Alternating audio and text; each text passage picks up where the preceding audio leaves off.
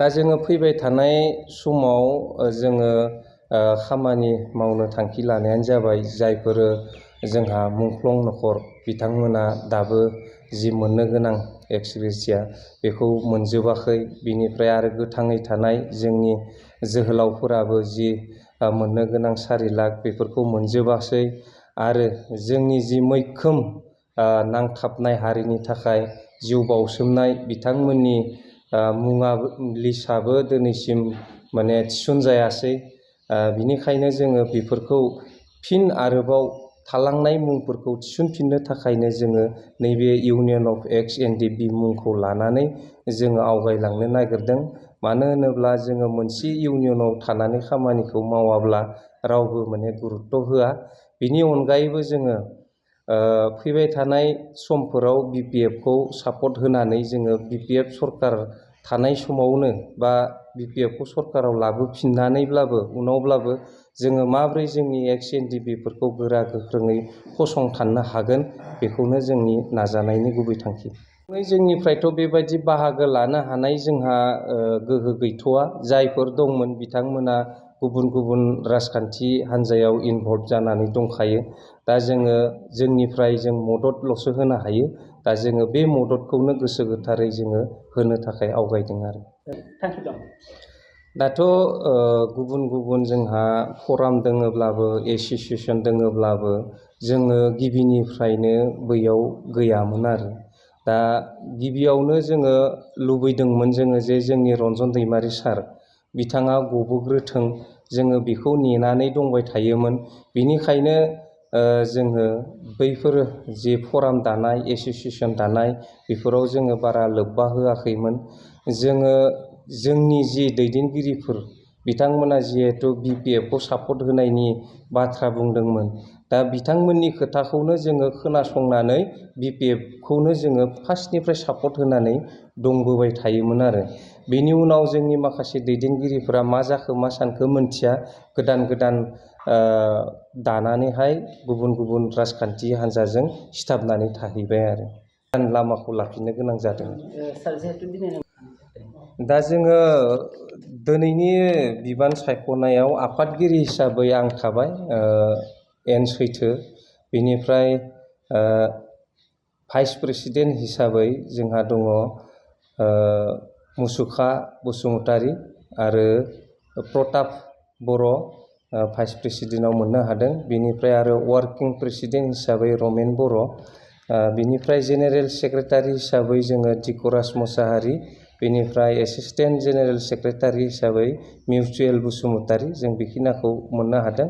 माखासेखौ जोङो बुंथ'लायाबाबो जागोन आरो उननि हाबाफारियाव जोंहा आरो सोबावनो गोनां दंबावो। आं बेखिनिखौनो खोन्थाथ'बाय।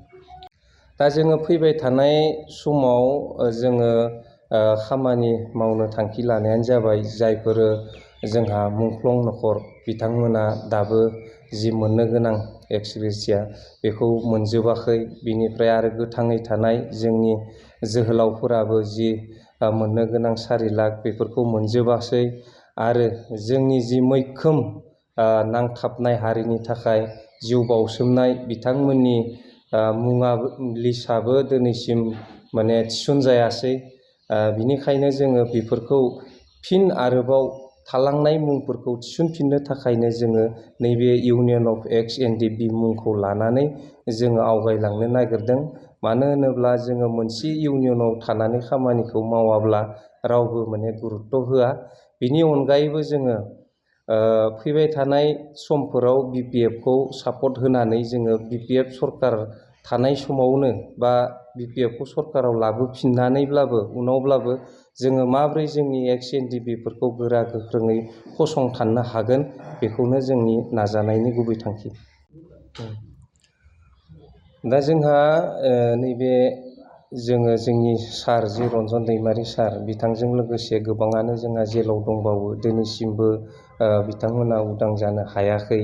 बेखौनो जोङो रावबो जोंहा दैदेनगिरिफोरा राजखान्थि हान्जायाव सिथाबना थानानै खामानि मावनायखौ नुयिनि थाखाय जोङो नैबे इउनियन अफ एक्स एनडिपिखौ दाना लानानै जोङो मैखोमै आरोबाव फिन जुरिजेनलांफिनबावनो बिथांमोनखौ उदां अख्राङाव लाबोनो थाखाय जोङो नाजादों आरो नाजालांबाय थागोन। बिनिखायनो जोङो नैबे समावहाय हाग्रामा सारनिसिम मेम'रेन्डाम गांसेबो गथायनायनि थाखाय थागथियारि खालामनानै दोनखानाय जादों। जोंनि कमिटिया फुलफिल जाखांनायनि उनावनो जोङो बे मेम'रेन्डामखौ बिथांनो गथायनाय जागोन। दा जोङो जेब्लानिफ्राय एनडिएफबिखौ डिजल्भ खालामदों बै समनिफ्रायनो जोंहा एनडिएफबि लिडार्सफोरा गावस्रा-गावस्रि जाजोब्बाय। सोरबा इउपिपिएलआव थाबाय, सोरबा बिपिएफआव थाबाय, सोरबाबा बिजेपिखौ मदद खालामबाय। दा बेबायदिनो जोङो माखासे लिडारफोरखौ फोथायनानै जोङो बिपिएफआव थादोंमोन।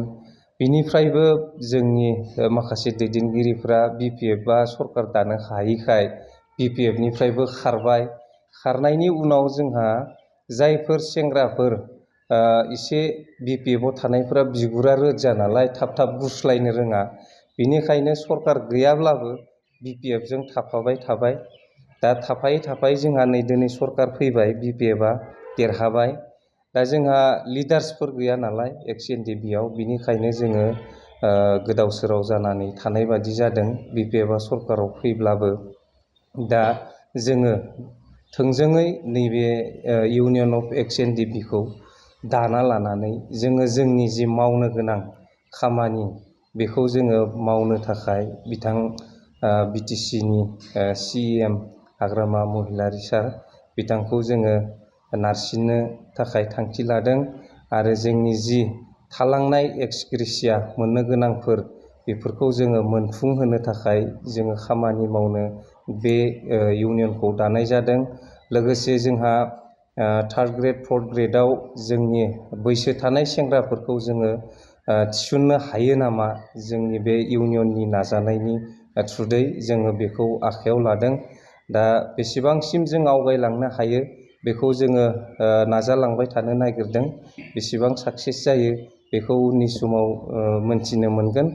दायो जोङो दिनैहाय नैबे तामुलपुर डिस्ट्रिक्ट हिसाबै जोङो इउनियन अफ एक्स एनडिएफबि दाग्रोना लानो हानानै जों गावखौनो गाव जोबोद गोजोननाय मोनदों आरो सेन्ट्रेलनिफ्राय फैनो हानाय जोंनि आफादगिरि बिथां बि नायजाब बिथांखौ आङो नैबे दिनैनि कमिटिखौ दाना होफैनो हानायनि थाखाय आं बिथांखौ साबायखर बावो। दिनै जोङो तामुलपुर जिल्ला इउनियन अफ एक्स एनडिएफबि दाफुंनो थाखाय दिनैनि बे मेलखौ लानाय जाबाय आरो जों दिनैहाय 19 मार्च 2026 दिनैनि सानावहाय जोङो तामुलपुर जिल्ला इउनियन अफ एक्स एनडिएफबि बेखौहाय दानानै लानाय जाबाय। फैगौ 2026नि आसाम एसेम्ब्लिनि जा बिसायख'थि दङ बे बिसायख'थियावहाय जोङो बिपिएफखौ 100% जोङो सापर्ट खालामगोन।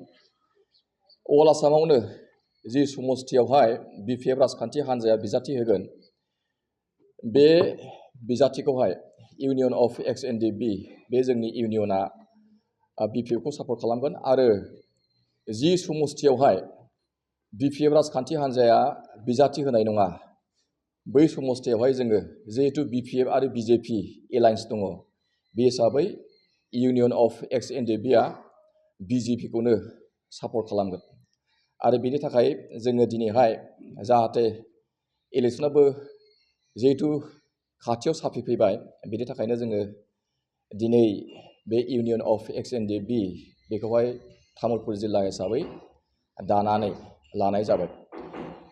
तामुलपुर जिल्ला हिसाबै आफादगिरि हिसाबै जोङो मोननो हाबाय एन सैथो एक्स एनडिएफबि बिथाङा तामुलपुर जिल्लानि आफादगिरि हिसाबै गायसनजाबाय।